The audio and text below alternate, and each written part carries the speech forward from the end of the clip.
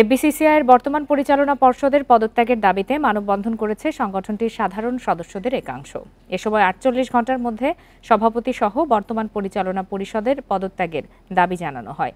বুধবার রাজধানীতে এফবিসিসিআইয়ের কার্যালয়ের সামনে মানববন্ধনের সাধারণ সদস্যরা অবিলম্বে সংগঠনে প্রশাসক নিয়োগের দাবি জানান। বলেন, বর্তমান পরিচালনা পর্ষদের সদস্যরা দেশের ব্যবসা বাণিজ্য ও শিল্পক্ষেত্রে অবদান রাখেনি, বরং সিন্ডিকেট করে নিত্যপণ্যের দাম বাড়াতে সহযোগিতা করেছে।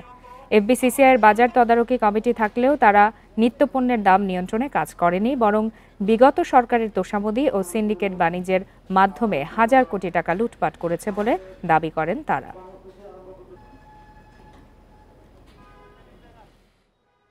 আমরা চাই এখানে গণতান্ত্রিক প্রক্রিয়া আসুক, এফবিসিসিআই পেশাদারভাবে তার দায়িত্বটা, পবিত্র দায়িত্বটা পালন করুক, তারা কোন সরকারের দাবিদার না হোক। যে অরাজকতা সৃষ্টি হয়েছে এফবিসিসিআইতে, আমরা বর্তমান যারা পরিষদে আছেন সভাপতি সহকারে পরিচালক সমস্ত সবাইকে পদত্যাগ করার দাবি জানাচ্ছি।